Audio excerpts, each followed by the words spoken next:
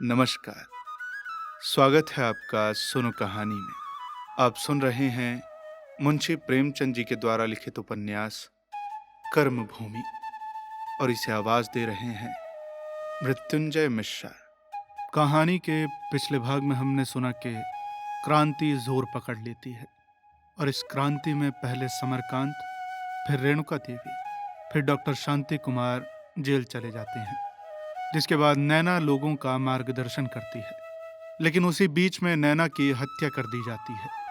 साथ ही हत्या के बाद म्युनिसिपल पार्टी का कमीशन लोगों की बातें मान लेता है, जिसके कारण ये संग्राम जो था वो खत्म हो जाता है। अब आइए चलते हैं इस उपन्यास के आखिरी भाग की ओर। इससे पहले कि मैं आपको आखिरी भाग सुनाऊं, मैं आपको दिल से आभार व्यक्त करना चाहता हूं कि आपने इस कहानी को इतना प्रेम दिया। साथ ही साथ आपको बता दूं कि सुनो कहानी का स्पॉटिफाई चैनल और सुनो किताबें का स्पॉटिफाई चैनल दोनों ही उपलब्ध है। ज़्यादा से ज़्यादा उसे फॉलो करने की कोशिश करें। सुनो किताबें पर आपको मैला आंचल, कसब और फिलहाल राग दरबारी सुनने को मिल जाएगा। आगे शेखर एक जीवनी और निठल्ले की डायरी भी आने वाली है। उसके बाद धीरे धीरे सुनो किताबें पर वर्ल्ड लिटरेचर की ओर बढ़ेंगे। तो आइए, आपका ज़्यादा समय न लेते हुए चलते हैं कर्मभूमि के आखिरी भाग की ओर। भाग 31। इधर सकीना जनाने जेल में पहुंची और उधर सुखदा, पठानिन और रेणुका की रिहाई का परवाना भी आ गया। उसके साथ ही नैना की हत्या का संवाद भी पहुंचा। सुखदा सिर झुकाए मूर्तिवान बैठी रह गई, मानो अचेत हो गई हो। कितनी महंगी विजय थी। रेणुका ने लंबी सांस लेकर कहा, दुनिया में ऐसे आदमी भी पड़े हुए हैं जो स्वार्थ के लिए अपनी स्त्री तक की हत्या कर सकते हैं, बता। सुखदा आवेश में आकर बोली, नैना की उसने हत्या नहीं की है अम्मा। यह विजय उस देवी के प्राणों का वरदान है। पठानिन ने आंसू पोंछते हुए कहा, मुझे तो यही रोना आता है कि भैया को कितना दुख होगा। भाई बहन में इतनी मोहब्बत तो मैंने नहीं देखी। जेलर ने आकर सूचना थी, आप लोग तैयार हो जाएं। शाम की गाड़ी से सुखदा, रेणुका और पठानिन इन महिलाओं को जाना है। और देखिए, हम लोगों से जो भी खता हुई है उसे माफ कीजिएगा। किसी ने इसका जवाब न दिया, मानो किसी ने सुना ही नहीं। घर जाने में अब वो आनंद न था। विजय का आनंद भी शोक में डूब गया था। सकीना ने सुखदा के कान में कहा, जाने के पहले बाबूजी से मिल लीजिएगा। ये खबर सुनकर तो जाने दुश्मनों पर क्या गुजरे, मुझे तो डर लग रहा है। बालक रेणुकांत सामने सहन में कीचड़ से फिसल कर गिर गया था और पैरों से जमीन को शरारत की सजा दे रहा था। साथ ही साथ रोता भी जाता था। सकीना और सुखदा दोनों से उठाने दौड़ी और वृक्ष के नीचे खड़ी होकर उसे चुप कराने लगी। सकीना कल सुबह ही आई थी, पर अब तक सुखदा और उसमें मामूली शिष्टाचार के सिवा और कोई बात न हुई थी। सकीना उससे बातें करते झेपती थी कि कहीं वो गुप्त प्रसंग न उठ खड़ा हो, और सुखदा इस तरह उससे आंखें चुराती थी मानो अभी उसकी तपस्या उस कलंक को धोने के लिए काफी नहीं हुई। सकीना की सलाह में जो सहृदयता भरी हुई थी, उसने सुखदा को पराभूत कर दिया। बोली, विचार तो है, तुम्हारा भी कोई संदेश कहना है? सकीना ने आंखों में आंसू भरकर कहा, भला मैं क्या संदेश कहूं कि बाबूजी, बस आप इतना ही कह दीजिएगा कि नैना देवी चली गई, पर जब तक सकीना जिंदा है आप उसे नैना ही समझते रहिए। सुखदा ने निर्दयी मुस्कान के साथ कहा, परंतु उनका तो तुमसे दूसरा रिश्ता जुड़ चुका है ना। सकीना ने जैसे इस वार को काटा, नहीं, तब उन्हें औरत की जरूरत थी, आज बहन की जरूरत है। सुखदा तीव्र स्वर में बोली, मैं तो तब भी जिंदा थी। सकीना ने देखा कि जिस अफसर से वो कांपती रहती थी वो सिर पर आ ही पहुंचा। अब उसे अपनी सफाई देने के सिवा और कोई मार्ग न था। उसने पूछा, मैं कुछ कहूं तो बुरा तो न मानिएगा ना? नहीं, बिल्कुल नहीं। तो सुनिए, तब आपने उन्हें घर से निकाल दिया था। आप पूरब जाती थी, वो पश्चिम जाते थे। अब आप पर वो एक दिल है, एक जान है। जिन बातों की उनकी निगाह में सबसे ज्यादा कद्र थी वो आपने सब पूरी कर दिखाई। वो जो आपको पा जाए तो फिर आपके कदमों का बोसा ले ले। सुखदा को इस कथन में वही आनंद आया जो एक कवि को दूसरे कवि की दाद पाकर आता है। उसके दिल में जो संशय था वो जैसे आप उसके हृदय से टपक पड़ा।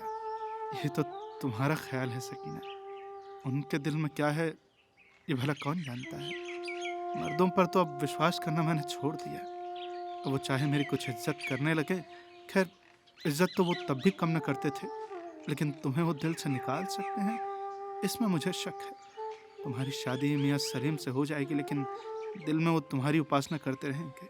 सकीना की मुद्रा गंभीर हो गई, नहीं, वो भयभीत हो गई, जैसे कोई शत्रु उसे दम देकर उसके गले में फंदा डालने जा रहा हो। उसने मानो गले को बचाकर कहा, तुम उनके साथ फिर अन्याय कर रही हो बहन जी। वो उन आदमियों में नहीं है जो दुनिया के डर से कोई काम करे। उन्होंने खुद सलीम से मेरी खत खिताबत करवाई। मैं उनकी मंशा समझ गई। मुझे मालूम हो गया कि तुमने अपने रूठे हुए देवता को मना लिया।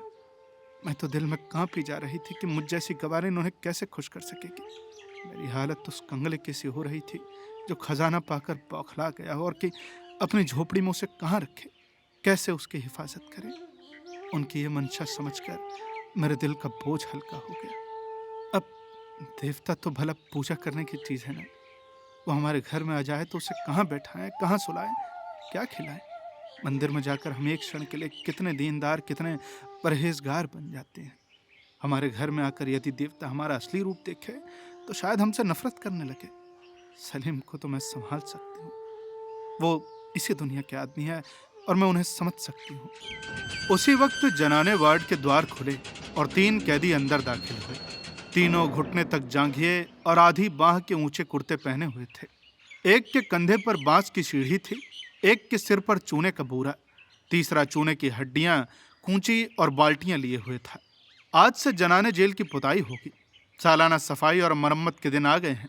सकीना ने कैदियों को देखते ही उछल कर कहा, अरे वो तो जैसे बाबूजी हैं, और वो डोल और रस्सी लिए हुए सलीम सीढ़ी उठाए हुए हैं। ये कहते हुए उसने बालक को गोद में उठा लिया और उसे भींच भींच कर प्यार करती हुई द्वार की ओर लपकी। बार बार उसका मुंह चूमती और कहती जाती थी कि चलो चलो, तुम्हारे अब्बू जी आए हैं। सुखदा भी आ रही थी, पर मंद गति से।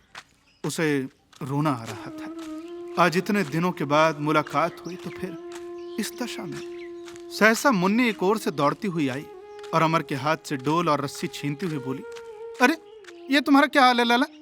आधे भी तो नहीं रहे। अच्छा चलो आराम से बैठो, मैं पानी खींचे देती हूँ। अमर ने डोल को मजबूत पकड़कर कहा, अरे नहीं नहीं, तुमसे न बनेगा, छोड़ दो डोल, जेलर देखेगा तो मेरे ऊपर डांट पड़ेगी। मुन्नी ने डोल छीन कर कहा, मैं जेलर को जवाब दे लूंगी, ऐसे ही तो थे तुम वहां। तभी एक तरफ से सकीना और सुखदा और दूसरी ओर से पठानीन और रेणुका आ पहुंची, पर किसी के मुंह से कोई बात न निकलती थी। सबों की आंखें सजल थी और गले भरे हुए चली थी हर्ष के आवेश में, पर हर पग के साथ मानो जल गहरा होते होते अंत के सिरे पर आ पहुंचा। अमर इन देवियों को देखकर विस्मय भरे गर्व से फूल उठा। उसके सामने वो कितना तुच्छ था, कितना नगण्य। किन शब्दों में उनकी स्तुति करे, उनकी भेंट क्या चढ़ाए। उसके आशावादी नेत्रों में भी राष्ट्र का भविष्य कभी इतना उज्जवल न था। उसके सिर से पांव तक स्वदेशाभिमान की एक बिजली सी दौड़ गई। भक्ति के आंसू आंखों में छलक आए। औरों की जेल यात्रा का समाचार तो वो सुन चुका था, पर रेणुका को वहां देखकर वो जैसे उन्मत्त होकर उनके चरणों पर गिर पड़ा। रेणुका ने उसके सिर पर हाथ रखकर आशीर्वाद देते हुए कहा, आज चलते चलते तुमसे खूब भेंट हो गई बेटा। ईश्वर तुम्हारी मनोकामना सफल करे। मुझे तो आए आज 5वां ही दिन है, पर हमारी रिहाई का हुक्म आ गया। नैना ने हमें मुक्त कर दिया। अमर ने धड़कते हुए हृदय से कहा, तो क्या वो भी आई है क्या? उसके घर वाले तो बहुत बिगड़े होंगे। सभी देवियां रो पड़ी।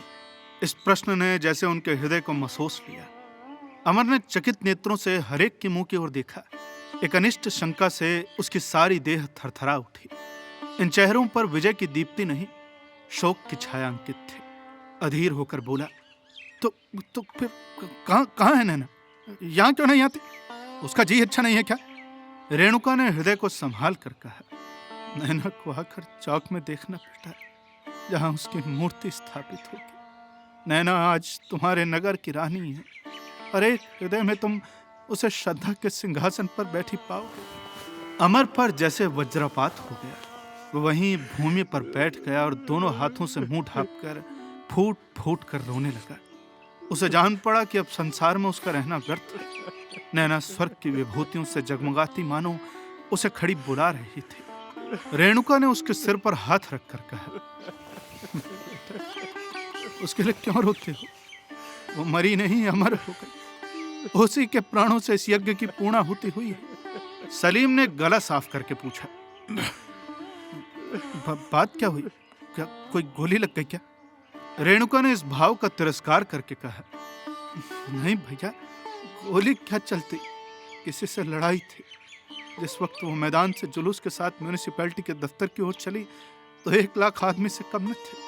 उसी वक्त मनीराम ने आकर उस पर गोली चला दी, वहीं गिर पड़ी, कुछ मुंह से कहने न पाई।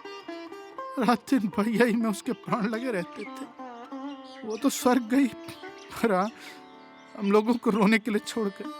अमर को ज्यों-ज्यों नैना के जीवन की बातें याद आती थी, उसके मन में जैसे विषाद का एक नया सोता सा खुल जाता था। हाय, उस देवी के साथ उसने एक भी कर्तव्य का पालन न किया। ये सोच सोचकर उसका जी कचोट उठता था। वो अगर घर छोड़कर न भागा होता तो लाला जी क्यों उसे उस लोभी मनीराम के गले बांध देते, और क्यों उसका एक करुणाजनक अंत होता। लेकिन सहसा इस शोक सागर में डूबते हुए उसे ईश्वरीय विधान की नौका से मिल गई। भला ईश्वरीय प्रेरणा के बिना किसी में सेवा का अनुराग कैसे आ सकता है? जीवन का इससे शुभ उपयोग और क्या हो सकता है? गृहस्थी के संचय में, स्वार्थ की उपासना में तो सारी दुनिया मरती है, पर उपकार के लिए मरने का सौभाग्य तो संस्कार वालों को ही प्राप्त होता है। अमर की शोक मग्न आत्मा ने अपने चारों ओर ईश्वरी दया का चमत्कार देखा, व्यापक, असीम, अनंत। सलीम ने फिर पूछा, अब तो बेचारे लाला जी को तो बड़ा रंज हुआ होगा। रेणुका ने गर्व से कहा, वो तो पहले ही गिरफ्तार हो चुके थे बेटा, और शांति कुमार भी। अमर को जान पड़ा कि जैसे उसकी आंखों की ज्योति दुगनी हो गई है, उसके भुजाओं में चौगुना बल आ गया है। उसने वहीं ईश्वर के चरणों में सिर झुका दिया, और अब उसकी आंखों में जो मोती गिरे वो विषाद के नहीं, उल्लास और गर्व के थे। उसके हृदय में ईश्वर की ऐसी निष्ठा का उदय हुआ मानो वो कुछ नहीं है। जो कुछ है सो ईश्वर की इच्छा है। जो कुछ करता है वही करता है, वही मंगलमूल और सिद्धियों का दाता है। सकीना और मुन्नी दोनों उसके सामने खड़ी थी। उनकी छवि में आज उसने निर्मल प्रेम के दर्शन पाए, जो आत्मा के विकारों को शांत कर देता है, उसे सत्य के प्रकाश से भर देता है। उसमें लालसा की जगह उत्सर्ग, भोग की जगह तप का संस्कार भर देता है। उसे ऐसा आभास हुआ मानो वो उपासक है और ये रमणियां उसके उपास्य देवियां हैं। उनके पदरज को माथे पर लगाना ही मानो उसके जीवन की सार्थकता है। रेणुका ने बालक को सकीना की गोद से लेकर अमर की ओर उठाते हुए कहा, यही तेरे बाबूजी हैं बेटा, जा उनके पास जा। बालक ने अमरकांत का वो कैदियों का बाना देखा तो चिल्लाकर रेणुका से चिपट गया, फिर उसकी गोद में मुंह छिपाए कनखियों से उसे देखने लगा, मानो मेल तो करना चाहता है, पर भाई यह है कि कहीं ये सिपाही उसे पकड़ न ले, क्योंकि इस भेष के आदमी को अपना बाबूजी समझने में उसके मन को संदेह हो रहा था। सुखदा को बालक पर क्रोध आया, कितना डरपोक है, मानो उसे वो खा जाते क्या। उसकी इच्छा हो रही थी कि ये भीड़ टल जाए तो एकांत में अमर से मन की 2-4 बातें कर ले, फिर न जाने कब भेंट हो। अमर ने सुखदा की ओर ताकते हुए कहा, आप लोग तो इस मैदान में भी हम लोगों से बाजी ले गए। आप लोगों ने जिस काम का बीड़ा उठाया उसे पूरा कर दिखाया।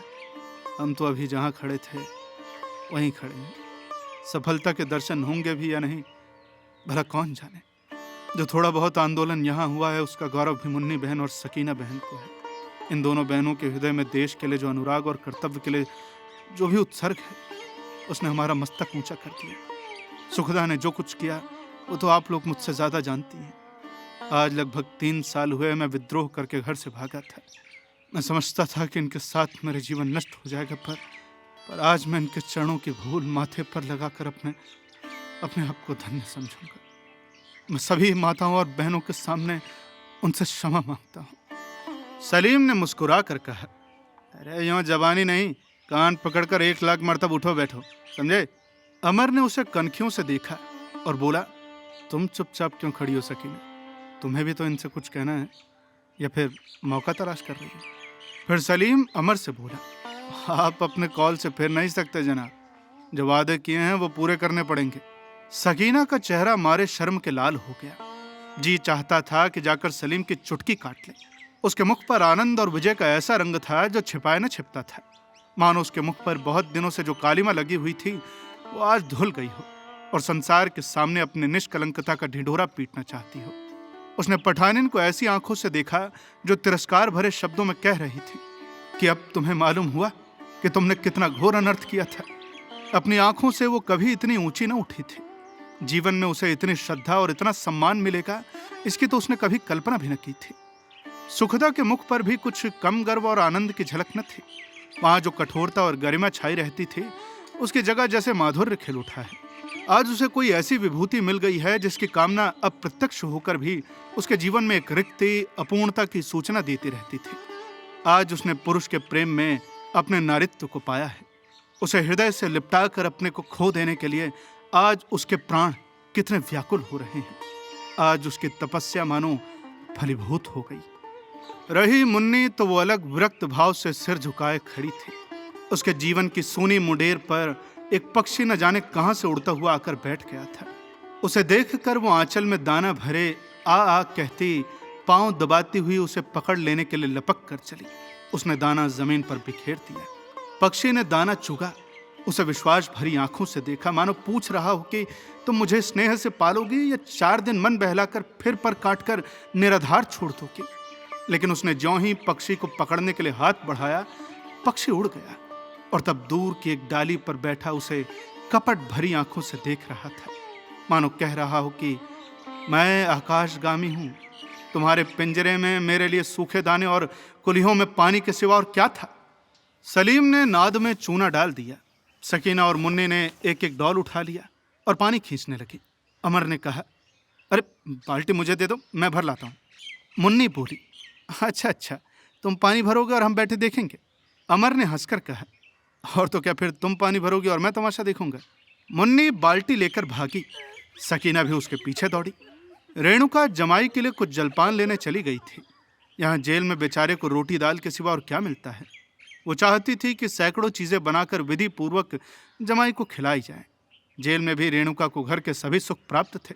लेडी जेलर, चौकीदारनी और अन्य कर्मचारी सभी उनके गुलाम थे। पठानिन खड़ी खड़ी थक जाने के कारण जाकर लेट रही थी। मुन्नी और सकीना पानी भरने चली गई। सलीम को भी सकीना से बहुत सी बातें करनी थी, तो वो भी बम्बे की तरफ चला। यहाँ केवल अमर और सुखदा रह गए। अमर ने सुखदा के समीप आकर बालक को गले लगाते हुए कहा, ये जेल तो मेरे लिए स्वर्ग हो गया सुखदा। जितनी तपस्या की थी उससे कहीं बढ़कर वरदान पाया। अगर हृदय दिखाना संभव होता तो दिखाता कि मुझे तुम्हारी कितनी याद आती थी। बार बार अपनी गलतियों पर पछताता था मैं। सुखदा ने बात काटी, अच्छा ठीक है, अब तुमने बातें बनाने की कला भी सीख ली। तुम्हारे हृदय का हाल कुछ मुझे भी मालूम है। उसमें नीचे से ऊपर तक क्रोध ही क्रोध है, क्षमा या दया का कहीं नाम नहीं। मैं विलासिनी सही, पर उस अपराध का इतना कठोर दंड, और यह भी जानते थे कि वो मेरा दोष नहीं, मेरे संस्कारों का दोष था। अमर ने लज्जित होकर कहा, ये तुम्हारा अन्याय है सुखदा। सुखदा ने उसकी ठोड़ी को ऊपर उठाते हुए कहा, जरा मेरी ओर देखो, मेरा ही अन्याय है।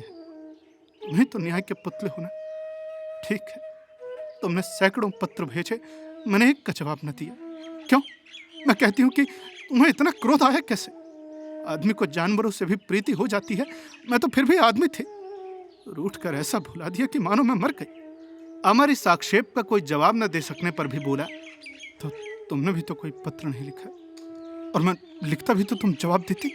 दिल से कहना, तो इसका मतलब तुम मुझे सबक देना चाहते थे। अमरकांत ने जल्दी से आक्षेप को दूर किया। नहीं, ये बात नहीं है सुखदा। हजारों बार इच्छा हुई कि तुम्हें पत्र लिखे, लेकिन सुखदा ने वाक्य को पूरा किया, लेकिन भय यही था कि शायद मैं तुम्हारे पत्रों को हाथ न लगाती। अगर नारी हृदय का तुम्हें यही ज्ञान है तो मैं कहूंगी कि तुमने उसे बिल्कुल नहीं समझा। अमर ने अपनी हार स्वीकार की।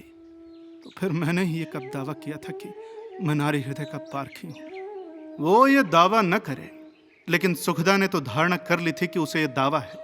मीठे तिरस्कार के स्वर में बोली, पुरुष की बहादुरी तो इसी में है कि स्त्री को अपने पैरों पर गिराए।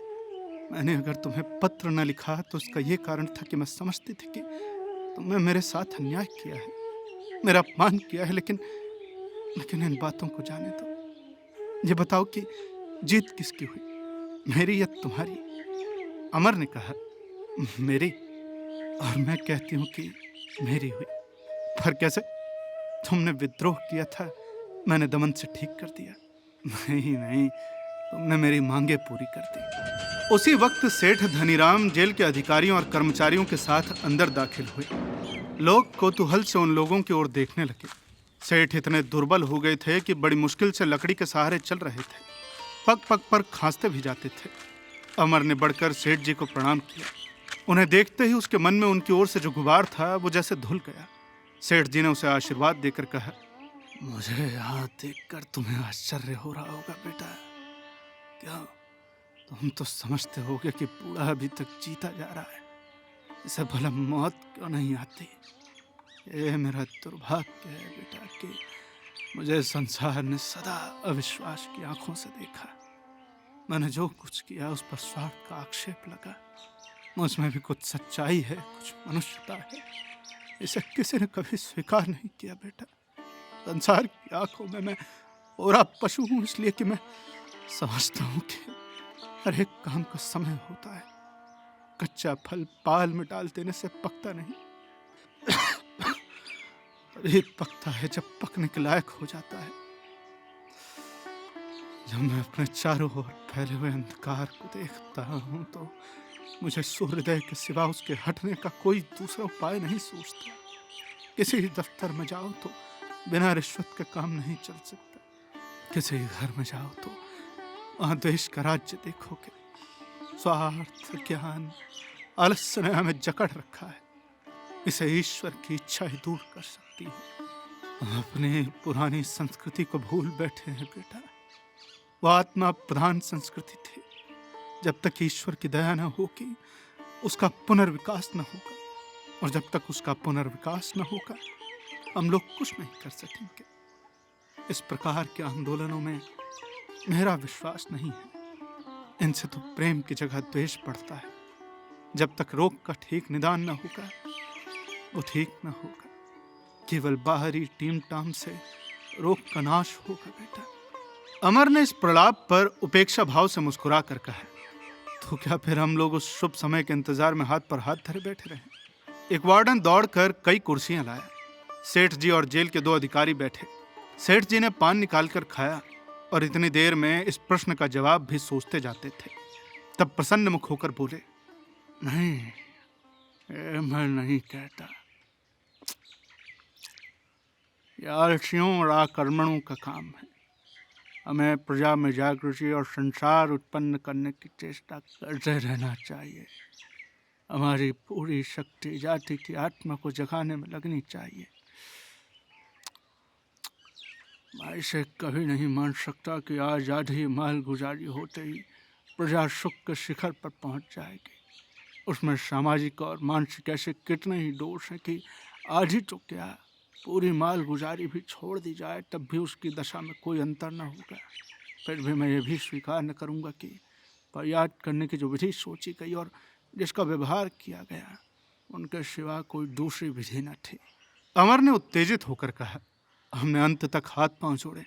आखिर मजबूर होकर हमें यह आंदोलन शुरू करना ही पड़ा। लेकिन एक ही क्षण में वो नम्र होकर बोला, संभव है कि हमसे गलती हुई हो, लेकिन उस वक्त हमें यही सोच पड़ा। सेठ जी ने शांतिपूर्वक कहा, गलती तो हुई बेटा, अब बहुत बड़ी गलती हुई। सैकड़ों घर बर्बाद हो जाने के सिवा और कोई नतीजा न निकला। इस विषय पर गवर्नर साहब से मेरी बातचीत हुई है और वो भी यही कहते हैं कि ऐसे जटिल मामले में विचार से काम नहीं लिया गया। तुम तो जानते हो कि उनसे मेरी कितनी बेतकल्लुफी है। नैना की मृत्यु पर उन्होंने मामूल पुरुषी का टाट दिया था। तुम्हें शायद न मालूम हो, गवर्नर साहब ने खुद उस इलाके का दौरा किया और वहाँ के निवासियों से मिले। पहले तो कोई उनके पास आता ही न था। साहब बहुत हंस रहे थे कि ऐसी सूखी अकड़ कहीं नहीं देखी। देह पर साबित कपड़े वही, लेकिन मिजाज ये कि हमें किसी से कुछ नहीं कहना है। बड़े मुश्किल से थोड़े से आदमी जमा हुए भैया। जब साहब ने उन्हें तसल्ली दी और कहा कि तुम लोग डरो मत, हम तुम्हारे साथ अन्याय नहीं करना चाहते, तब बेचारे रोने लगे। साहब इस झगड़े को जल्द तय कर देना चाहते थे और इसलिए उनकी आज्ञा है कि सारे कैदी छोड़ दिए जाएं और एक कमेटी करके निश्चय कर लिया जाए कि हमें क्या करना है। उस कमेटी में तुम और तुम्हारे दोस्त मियाँ सलीम तो होंगे ही। 3 आदमियों को चुनने का तुम्हें और अधिकार होगा। सरकार की ओर से केवल 2 आदमी होंगे। बस मैं यही सूचना देने आया हूँ। मुझे आशा है कि तुम्हें इसमें कोई आपत्ति न होगी। सकीना और मुन्नी में कानाफूसियां होने लगी। सलीम के चेहरे पर भी रौनक आ गई, पर अमर उसी तरह शांत विचारों में मग्न खड़ा रहा। सलीम ने उत्सुकता से पूछा, तो फिर हमें अख्तियार होगा कि जिसे चाहे चुने? पूरा। उस कमेटी का फैसला नीतिक होगा? सेठ जी ने हिचकिचा कर कहा। मेरा तो ऐसा ही ख्याल है। हमें आपके ख्याल की जरूरत नहीं है सेठ जी, हमें इसकी तहरीर मिलनी चाहिए। और तहरीर न मिली तो हमें मुआहदा मंजूर नहीं। देख लो, नतीजा ये होगा कि यहीं पड़े रहोगे और न्याय तबाह होती रहेगी। जो कुछ भी हो, देखो तुम्हें तो कुछ खास तकलीफ नहीं है, लेकिन गरीबों पर क्या बीत रही है वो सोचो। खूब सोच लिया सेठ जी? नहीं सोचा, बिल्कुल नहीं सोचा। खूब अच्छी तरह सोच लिया सेठ जी। अरे सोचते तो ऐसा न कहते। सोचा है इसीलिए कह रहा हूँ। अमर ने कठोर स्वर में कहा। क्या कर रहे हो सलीम? क्यों इज्जत कर रहे हो? इसमें फायदा कुछ? सलीम ने तेज होकर कहा। मैं इज्जत कर रहा हूँ? अरे वाह रे आपकी समझ। अरे सेठ जी मालदार हैं, हुक्काम रसे, इसलिए वो इज्जत नहीं करते। मैं गरीब हूँ, कैदी हूँ, इसलिए इज्जत करता हूँ। अरे नहीं, सेठ जी बुजुर्ग हैं। वाह, ये तो आज ही सुना है कि इज्जत करना बुजुर्गों की निशानी है। अमर अपनी हंसी को रोक न सका, बोला, ये शायरी नहीं है भाईजान कि जो मुंह में आया बक गए। ऐसे मामले हैं जिन पर लाखों आदमियों की जिंदगी बनती बिगड़ती है। पूज्य सेठ जी ने इस समस्या को सुलझाने में हमारी मदद की है, जैसे कि उनका धर्म था, और इसके लिए हमें उनका मशकूर होना चाहिए। हम इसके सिवा और क्या चाहते हैं कि गरीब किसानों के साथ इंसाफ किया जाए। और जब उस उद्देश्य को पूरा करने के इरादे से एक ऐसी कमेटी बनाई जा रही है जिससे यह आशा नहीं की जा सकती कि वो किसान के साथ अन्याय करे, तो हमारा धर्म है कि उसका स्वागत करें। सेठ जी ने मुग्ध होकर कहा। इतनी सुंदर विवेचना है बेटा, वाह। लाट साहब ने खुद तुम्हारी तारीफ की। जेल के द्वार पर मोटर का हॉर्न सुनाई दिया। जेलर ने कहा, लीजिए, सेवियों के लिए मोटर आ गई। आइए हम लोग चलें, देवियों को अपनी अपनी तैयारियां करने थे। बहनों, मुझसे जो कुछ खता हुई हो उसे माफ कीजिएगा। मेरी नीयत आपको तकलीफ देने की न थी, बस सरकारी नियमों से मजबूर था। सब के सब एक ही लारी में जाएं, यह तय हुआ। रेणुका देवी का आग्रह था। महिलाएं अपनी तैयारियां करने लगी। अमर और सलीम के कपड़े भी यहीं मंगवा लिए गए। आधे घंटे में सब के सब जेल से निकले। सहसा एक दूसरी मोटर आ पहुंची और उस पर से लाला समरकांत, हाफिज हलीम, डॉक्टर शांति कुमार और स्वामी आत्मानंद उतर पड़े। अमर दौड़कर पिता के चरणों पर गिर पड़ा। पिता के प्रति आज उसके हृदय में असीम श्रद्धा थी। नैना मानो आंखों में आंसू भरे उससे कह रही थी कि भैया, दादा को कभी दुखी न करना। उनकी रीति नीति तुम्हें बुरी भी लगे तो भी मुंह मत खोलना। वो उनके चरणों को आंसुओं से धो रहा था और सेठ जी उसके ऊपर मोतियों की वर्षा कर रहे थे। सलीम भी पिता के गले से लिपट गया। हाफिज जी ने भी आशीर्वाद देकर कहा, खुदा का लाख लाख शुक्र है कि तुम्हारी कुर्बानियां सफल हुई बेटा। कहाँ है सकीना? उसे भी देखकर कलेजा ठंडा कर लूं जरा। सकीना सिर झुकाए आई और उन्हें सलाम करके खड़ी हो गई। हाफिज जी ने उसे एक नजर देखकर समरकांत से कहा, भाई सलीम का इंतखाब तो बुरा नहीं मालूम होता। समरकांत मुस्कुरा कर बोले, सूरत के साथ दहेज में देवियों के जौहर भी हैं। क्यों? आनंद के अवसर पर हम अपने दुखों को भूल जाते हैं।